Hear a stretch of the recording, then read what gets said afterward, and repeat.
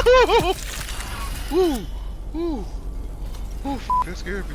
Yo, it's your MartydudeVR, and look, I know some of you guys are tired of VR roguelikes, but hear me out on this one. Today we're going to be talking about Dead Hook for the PSVR2. Dead Hook is essentially a VR and actual Doom had a baby. A lot of games claim to be Doom clones for VR, but this is the only game that actually felt like I was playing legit Doom for a VR headset. Even the enemy finishes are very similar to how Doom does theirs. Look at this. Try punching.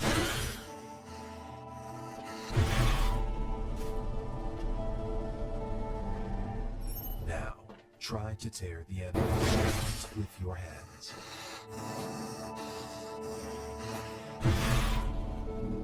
Before we get into the review, I just gotta say, I gotta give Joe away some props because this is the most transparent process I've ever been through with a PSVR2 developer. They had an issue with Sony's dev kit, and the difference between the dev kit and the actual PS5 was actually really different. So there was actual ghosting at 120 hertz, but it sent out an email and told us that it is now running at 90 hertz, and the game still runs amazingly. I have not noticed any ghosting or anything like that, so it's still a good experience. But let's get into the story. In this game, you play as Adam Stone, a skilled mercenary, smuggler, thief, and devoted husband, as you venture into the mysterious planet of Resurrect. This game essentially throws you into the story and explains why you have to go on these runs. So these runs are essentially the roguelike element of the game, and so pretty much each run you get stronger, you get upgrades, and you build up your character with different weapons and abilities. You also have the help of your dead AI wife, which sounds insane, but she is actually really nice to have to talk to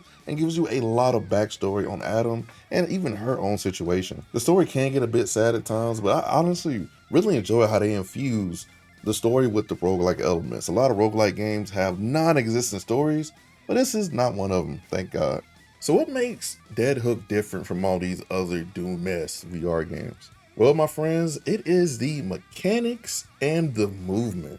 This game has a lot of layers to it. First, let's talk about the movement. In this game, you can move regularly by running, by actually moving your arms and sprinting, and you can actually move by using grapple hooks. Now, most of the time, you're probably gonna be moving by using your grapple hooks because it's just so easy. These are some of the best grapple hook mechanics I've ever experienced in a VR game, not gonna lie. It's smooth, it's easy, you don't have to think about it too much, and getting around each level and each biome, it's just really simple and it's straightforward. There's a lot of times in this game where you're going to be in the air most of whatever objective you have to do in a room is. So some rooms you may have to kill all enemies. Some rooms you have to survive for a certain amount of time.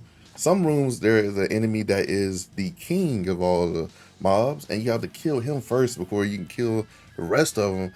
And honestly, you're going to need to be able to be mobile and in the air to do most of that. These hooks also act as a finisher. So if an enemy starts glowing across the map because you put a lot of damage on them, you can actually use the hooks to grapple to the enemy, and it can be across the map, and then do a finisher and kill and make them explode into a bunch of chunks and stuff like that. It's a really fun ability. It makes for really fun kill combos when you get into the later stages of your run. Outside of the hooks for the movement and stuff like that, what about the actual combat? Well, my friend, Dead Hook gives you 1,000 ways to kill enemies, and I mean lots of different ways. There's a lot of different guns in this game that are really fun to use, and this game does something that a lot of VR games don't do. You can actually hold two weapons and just move your arms because the way the slide works on the gun. You can reload by just hitting the top of the weapon, and it acts as a full reload. So you don't have to put the gun down, only use one gun to, reload. You can actually do it by just moving your arms. That is really smart of the developers, and I really respect that because sometimes it's hard to use two guns in certain VR games because you have to actively reload them. You gotta put one down, reload it, pick it back up. It's a bunch of the foolishness.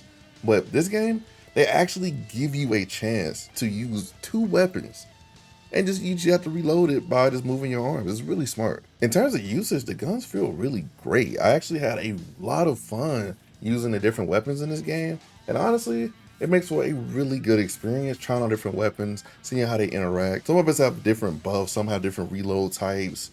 Some guns are just really strange, but they're really cool looking, so it's really fun to use.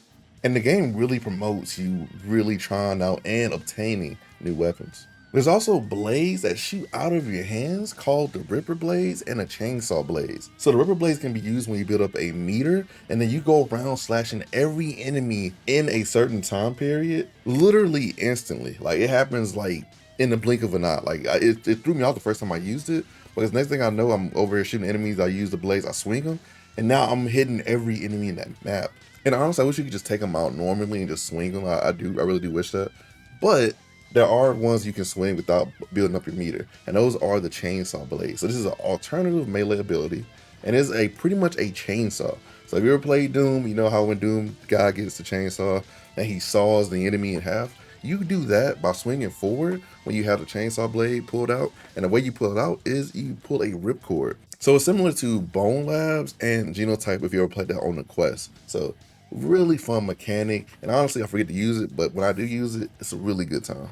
There's also slow-mo in the game. It's called bullet time. Whenever you dodge direct shots and AoE attacks, it triggers a activation of time dilation. So the player shoots at normal speeds and the world slows down. This is the coolest thing ever, because I always use that time to get some really nice shot in on the tougher enemies and then do a little bit of movement. So it's really cool, really fun, and helps make the game feel a lot more badass. Like any good roguelike, there are also character buffs. So you can change your player's gameplay by any way you want to. You can strengthen your weapons, your actual player, or really anything that pops up. So Dead Hook claims there are at least 12 build options available for a unique playing style. So I love that. I love playing different builds. Honestly, this game is really difficult, so you're gonna need some buffs. I've had this game for a week and a half already, and I still haven't beat it, I'm not gonna lie. This game is very difficult, and honestly, I thought I was playing on normal or hard.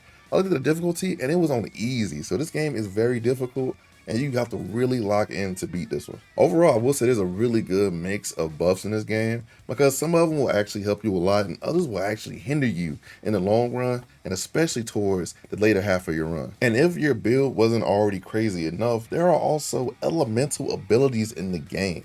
You can freeze enemies, you can use wind to blow them away, and you can also set them on fire. There's a lot of different things you can do in this game, and those elemental abilities really help when there's a really big crowd of enemies. And honestly, it's really crazy because there are some rooms where elemental abilities is the way that you break an enemy shield to be actually able to damage them.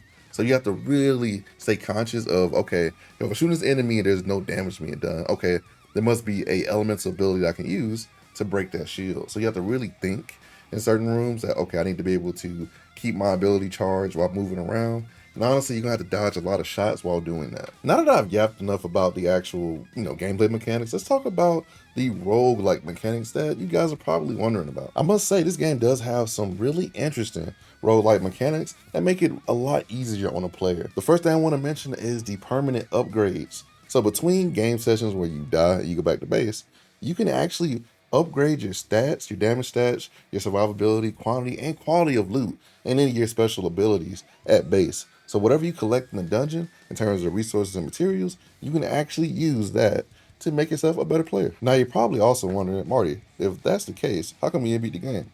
That's because I just suck at roguelikes, okay? I enjoy playing them, but I suck at them, okay? Just leave me alone, all right?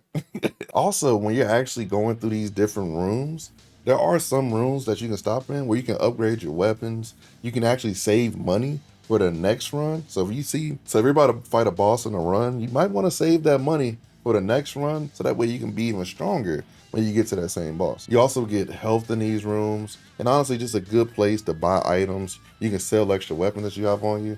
It's a really good marketplace, and honestly, a needed break because this game does get very sweaty. If you get bored between runs or just want to punish yourself, there is a custom game room that you can go to where you can set the amount of enemies, the types of enemies. There's a lot of different types of enemies and the type of game mode you want to play while you're in that room.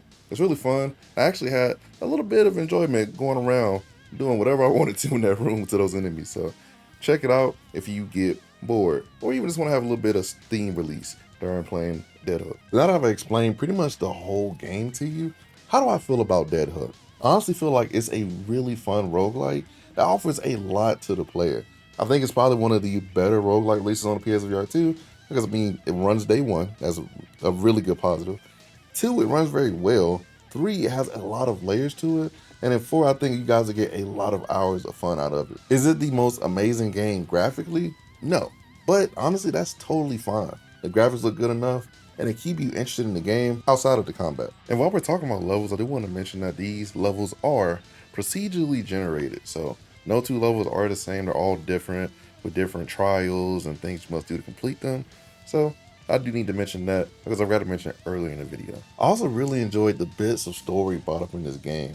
The storyline with the wife is really nice and hits home because it's just like, wow, like if my wife died, you know, and she became an AI, I mean, is there so much that goes into that just in terms of just emotion and empathy? You really feel for the situation. I really have no gripes with this game because I haven't found anything that I really just dislike. I think it's a genuinely fun experience. I think a lot of you PSVR2 guys will enjoy it, especially after how Bulletstorm turned out. So if you're in the market for another VR roguelike in PSVR2, this is definitely one of those. And it's only 20 bucks. That's a really good price for what you get in this game, I'm not gonna lie. With all that being said, it's been you with MartydudeVR. Make sure you go to VRRock.com, get you some prescription lenses for your PSVR2. Use code MartydudeVR. And I also have something coming out for Barbaria this week, maybe next week. And I also have a review coming out. I have a lot more reviews coming out, I'm not gonna lie. I actually have a headset review coming out soon this month, and stay tuned for that. All right, guys, that's it. Remember, I'm just a dude with a VR headset. Peace.